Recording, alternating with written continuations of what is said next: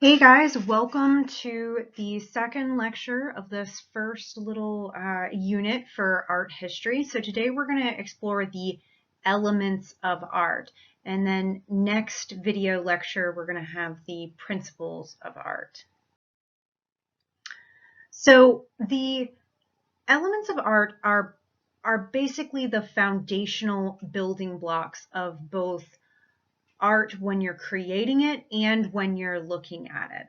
I like to use the analogy of food. So these elements are like the onions, tomatoes, flour, butter, eggs, those kind of ingredients. And then the principles, which we're going to talk about next time, are how those are arranged, how you're using them to make pasta sauce and bread and all these other kinds of things that you would make with these same basic ingredients.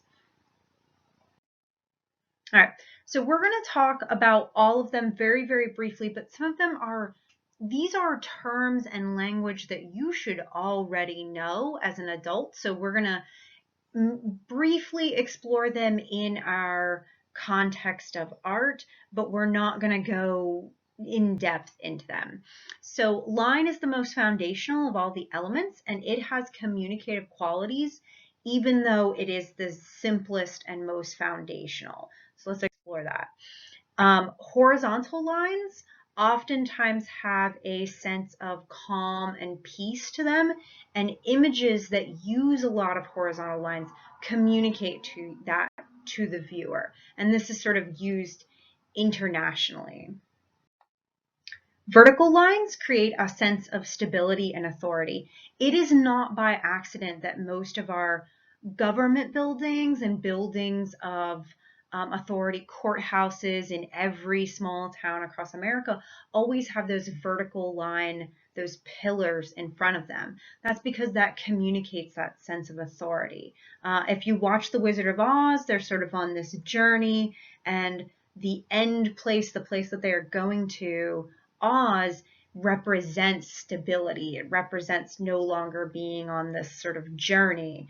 So that's why Oz is always depicted with all of these vertical sort of pillars as its architecture.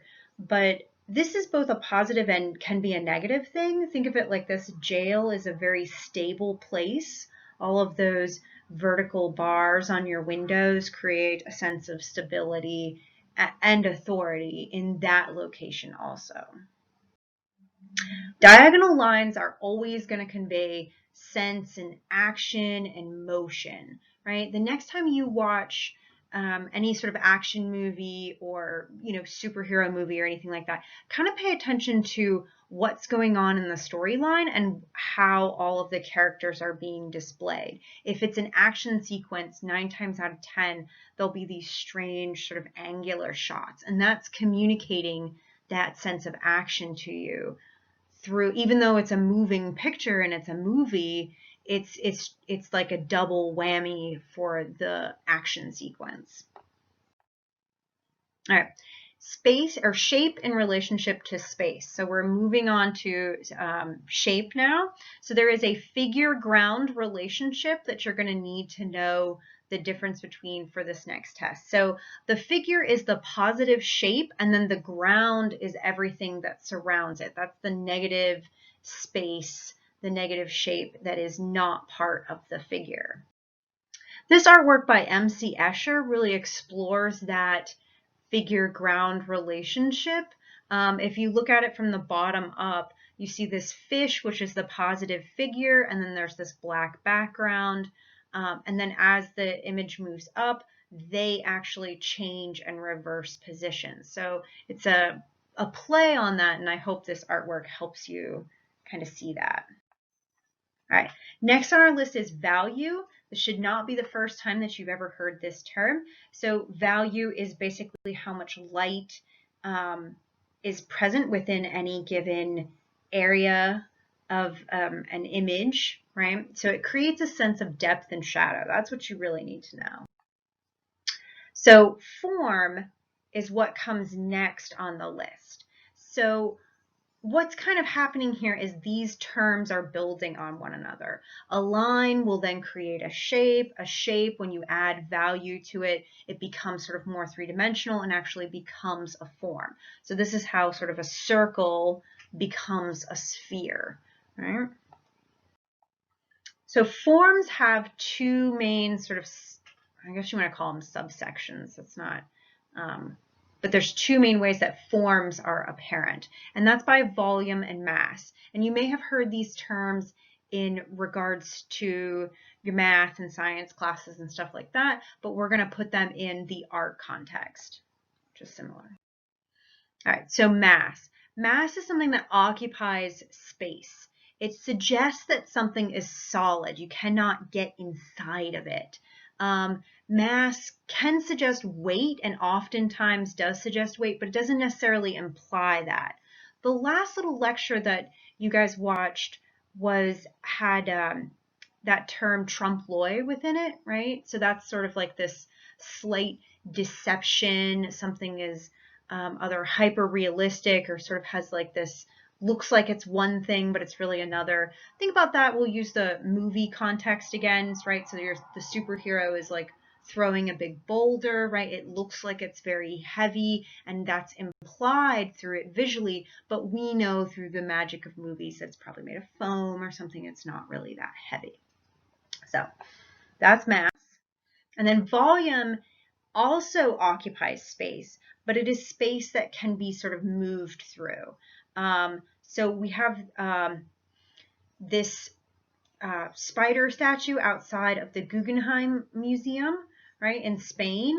And people, and I know you can see them, but they're sort of like little people sort of moving underneath. So they are moving inside of the volumetric space that this sculpture is taking up. Right?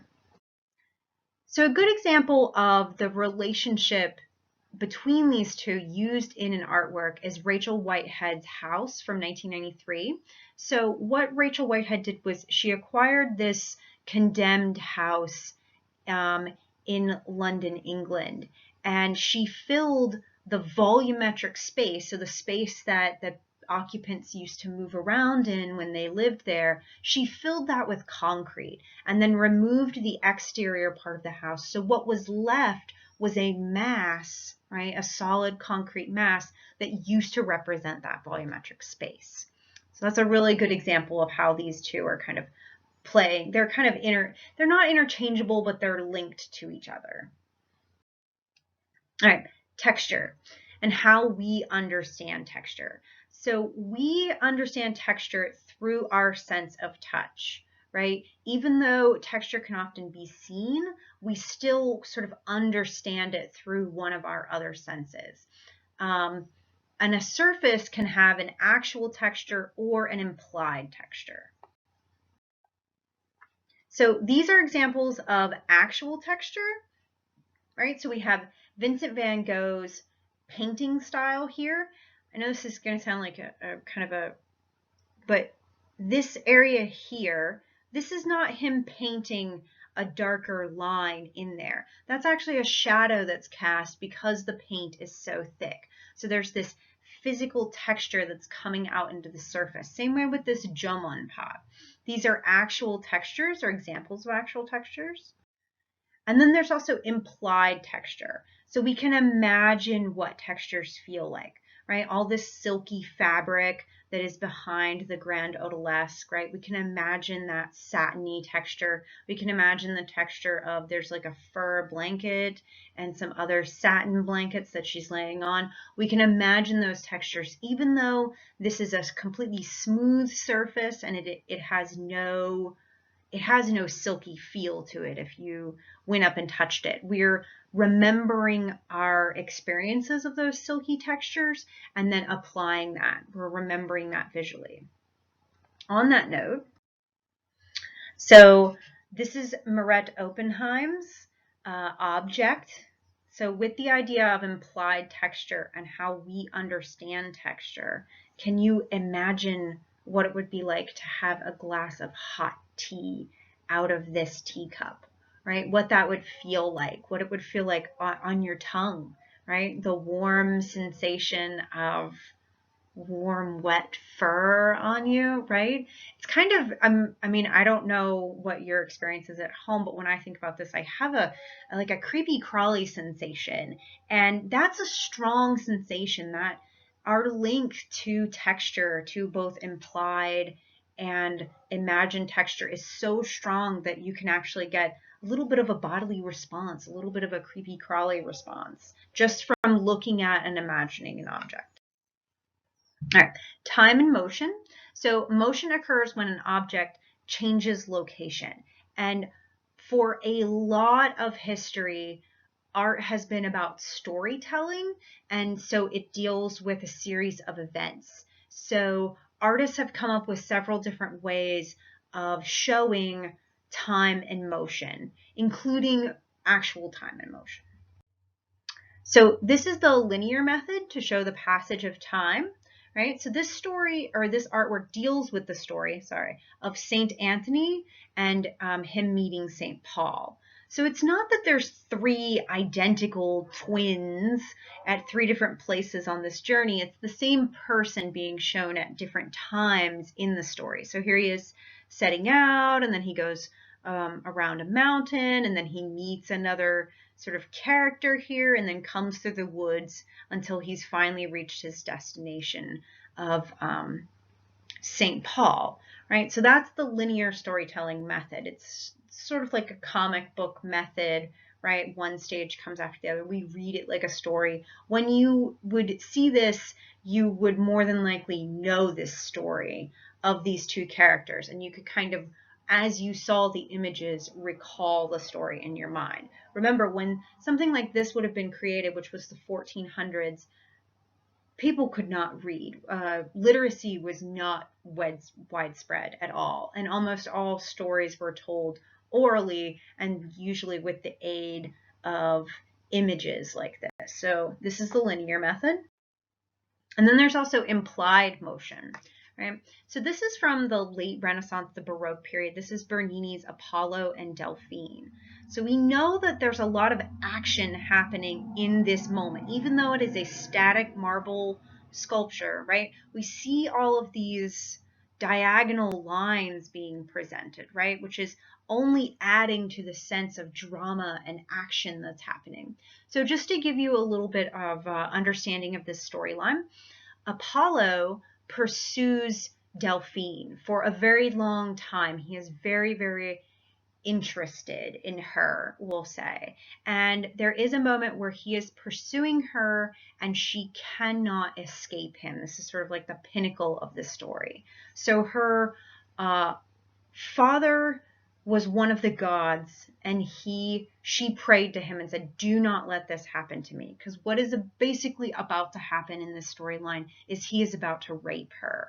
So she says, do not let this happen to me, turn me into a tree so that I can escape him. And that's this moment that we see here. We kind of see her hair is curling up and it's having these leaves on it, as are her hands, just at the moment that he's almost ready to grasp her, right? So it's a very dramatic moment, right? And you kind of have to know the storyline to even know what's happening in this moment. But there's a lot of implied motion and action for that most dramatic, that last moment, as she is sort of becoming part of this tree that you can see down here. So implied motion. All right, this slide relates to your discussion for this lecture, the discussion that's going along with this lecture. So I want to know what elements of art that we've already learned about so far, and if you come across one that we're about to learn about in the next couple minutes, are used to create a sense of implied motion in this artwork. So when you give your response to this, don't just list them, don't just like bullet 3 or 4 of them. Give me a little bit of an example. If you need to, you could always copy and paste this artwork and draw on it if you have that that ability, and kind of point things out. I'm kind of open if you guys want to try new things like that and then upload them. I will accept that as a response. So whatever is kind of, however your brain works, a description, describe it out, or write on it and draw it. However you guys want to do it, I'm kind of open to new ways of you guys turning in these discussions. So find that in that content area. All right, next is natural time and motion. So in this artwork, the sun is what actually moves. The artwork stays static.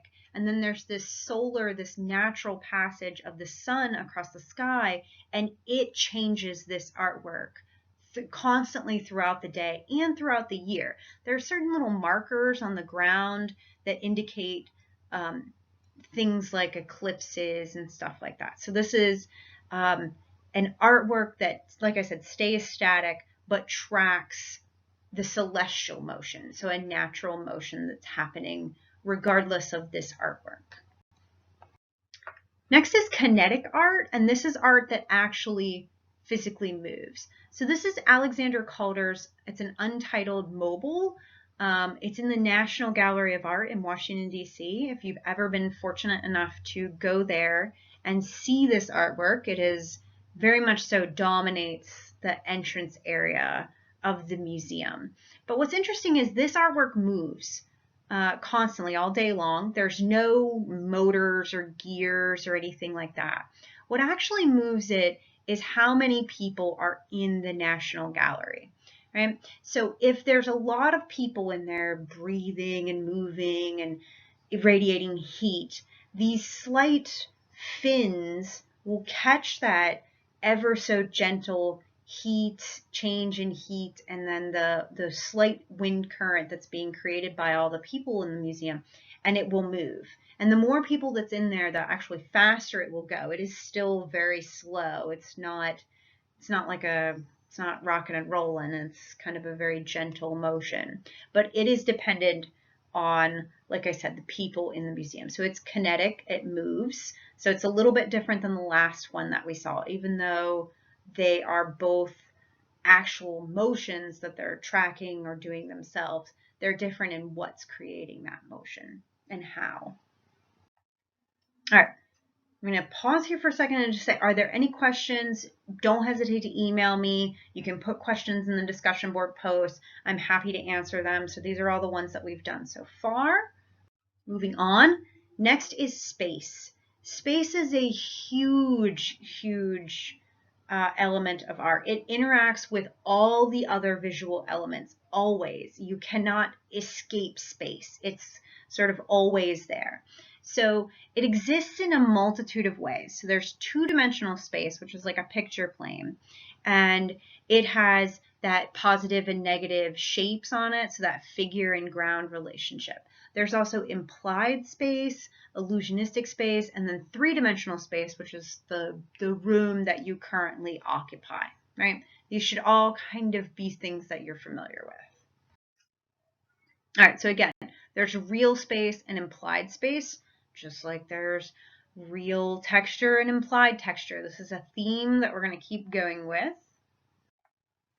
All right, so some of the things that give the illusion of space or implied space are size and overlapping of shapes and objects. It's not that these two people here are like giants by comparison and these two people back here are tiny. That's not what's going on, right? They're closer to us. They're in the foreground, the other folks are in the middle ground, and then there's a background, right? And that's all implying space, implying depth.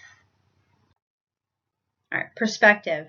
So there are three common ways in which artists use perspective, and there will definitely be test questions about this. You're probably familiar with some of them, and then there's at least one that I assume you're probably not familiar with. So first is atmospheric perspective. This is that objects, as they get farther away, they sort of lose their detail. In this area that we live, we are acutely aware of atmospheric perspective because of the mountains. We see them all the time. We have this sense of space and depth over long, vast areas because we're used to seeing those mountains all the time. if you've ever been to sort of like the flatland, like in the middle of the country, Kansas or something like that, it's a very different, very strange, at least for me, living and growing up here, going there was like a very strange sense of how much distance there was, because I was always used to seeing those mountains. All right, next, which you are probably familiar with, is linear perspective. Maybe when you were in elementary school art, you drew the railroad tracks that came together at the vanishing point in the back. Maybe, maybe not. I hope so, right? So there's the vanishing point on the horizon line, and that's 1 point perspective, and then there's 2 point perspective where there's 2 vanishing points, right? So this was created during the Renaissance. We'll talk about that as we get a little bit further, but it is one of the ways that artists track depth. All right, it's based off math. And this is the one that you might not be as familiar with. So this is called isometric perspective, and it's a series of parallel lines. It derives from the Greek word meaning equal measure. And according to the Western art tradition, right? So the art tradition of the Renaissance, of Europe, this is not realistic. It doesn't have the same background. But this has been used in Asia for thousands and thousands of years, and there's a very specific reason why they use this type of perspective. So what we're looking at here is part of a scroll, and this is using that isometric perspective. So we see perspective, we see things, buildings going back in space, right? But it is using this equal measure, this equal perspective, or equal parts between the lines. So why would this system sort of develop here in the sort of Asian tradition and not in the Western tradition? Why does this fit so well, right? Because they both look realistic. So this is part of a longer scroll, a scroll that's actually 65 feet long. So this long line here on the screen is actually that entire scroll. That section or was just a segment of that scroll. So you can't see the whole thing at one time, right? And we've all taken like a panoramic image on our phone. And you know how things get a little warped and a little bubbled when you try to take a long panoramic image, right? So that this equal measure, isometric perspective, is preventing that from happening. It's preventing that weird bubbling or curving from happening that happens when we take like a panoramic image on our phone. And this is part of our cone of vision.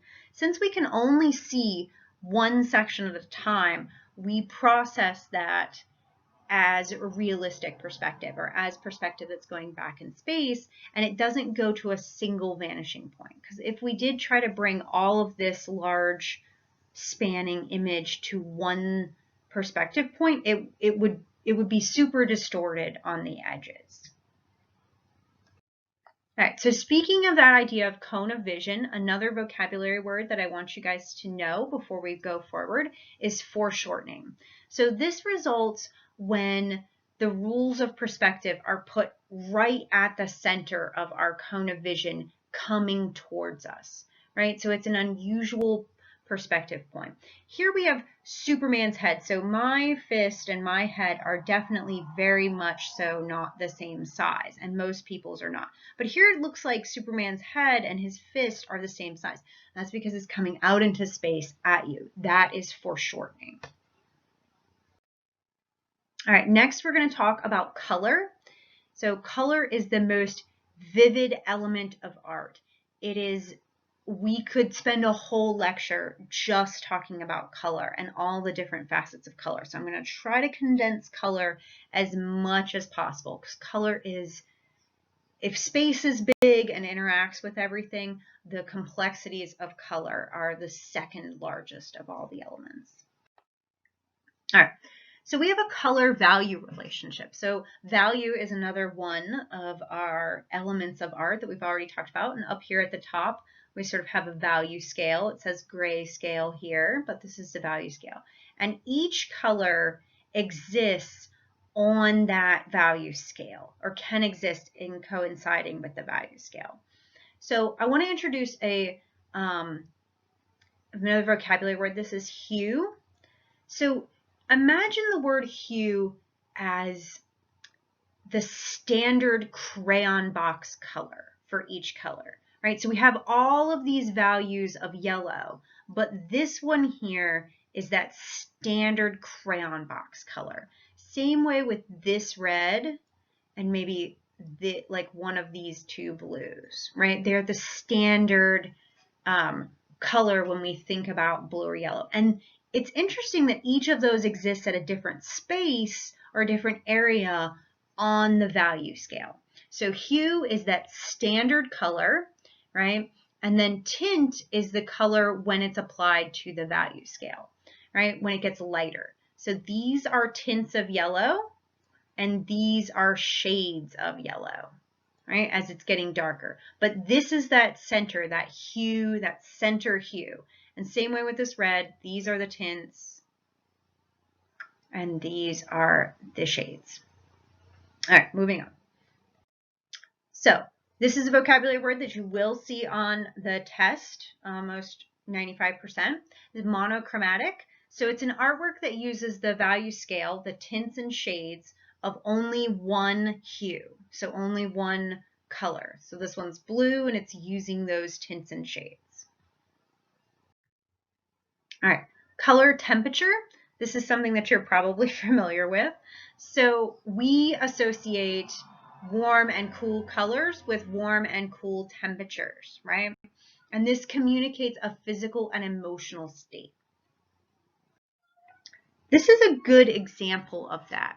So at first look, when you first look at this artwork, you think it has this sense of arbitrary color, right? So there are some trees that seem to have green leaves and some that don't, and there doesn't seem to be a whole lot of rhyme or rhythm to the color in this artwork. But the more you look at it, you realize that this artist is trying to explore color as a temperature.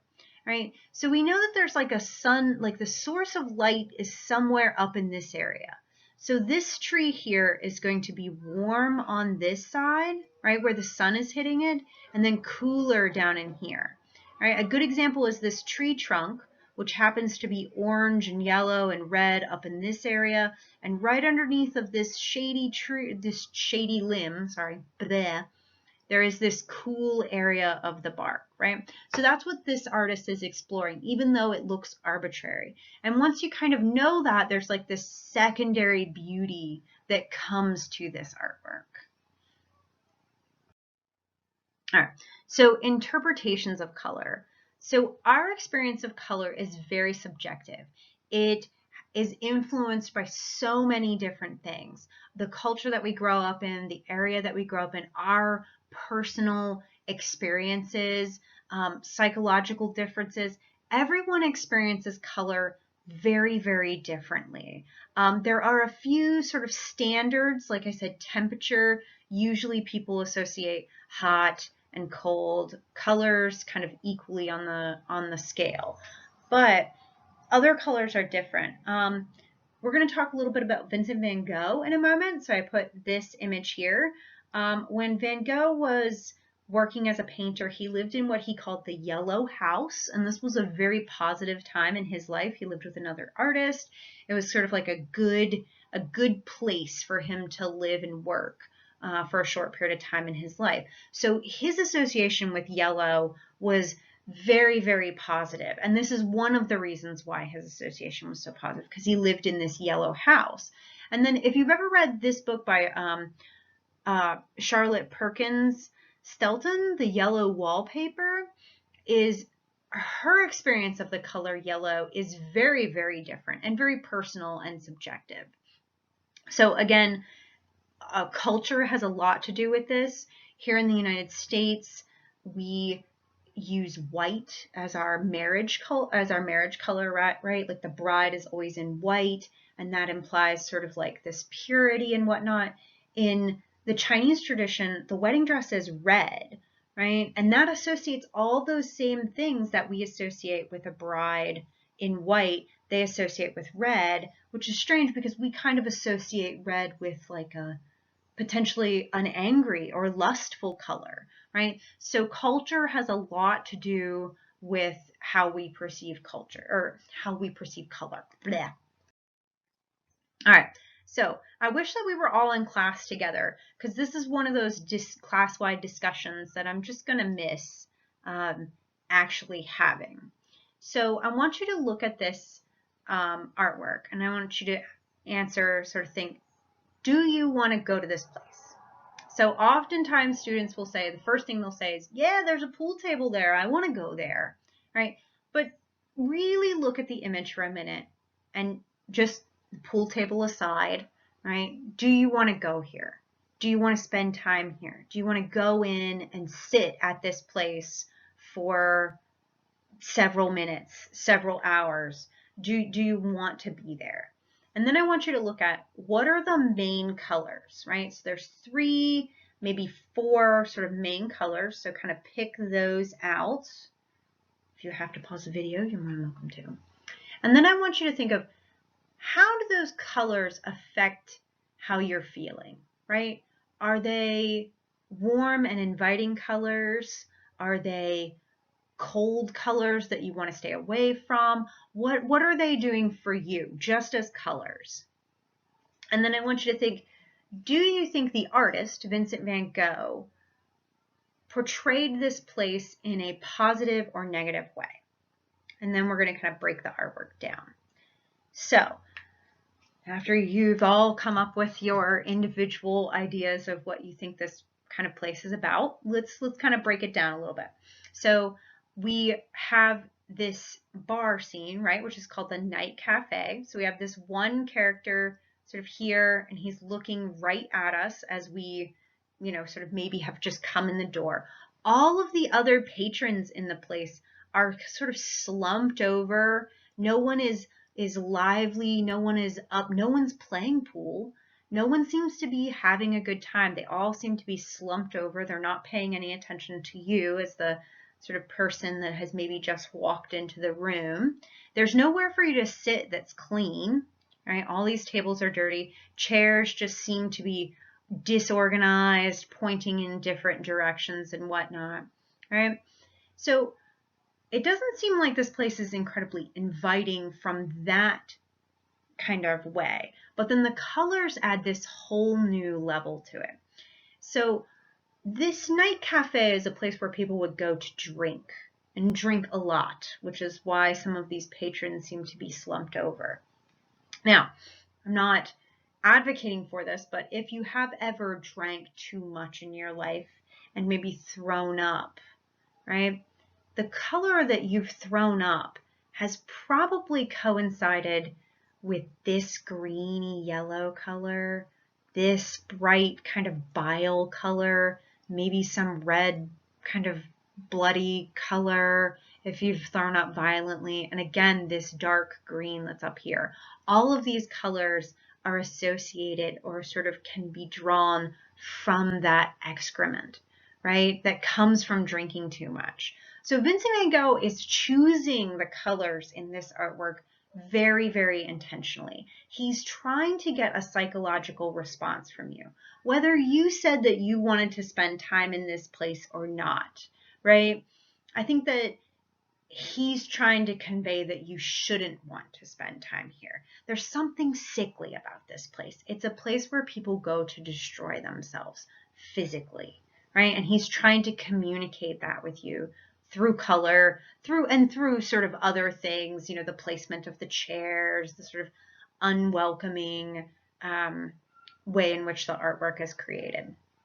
So color, again, can create very, very strong psychological responses, and it can be used in this way very effectively. I think this artwork very effectively uses color to create you want to distance yourself from this place. All right, so this is a list of the key terms, so terms that could potentially be on the test. I know it is a very extensive list, but like I said, this first unit is very, very vocabulary and terminology centered.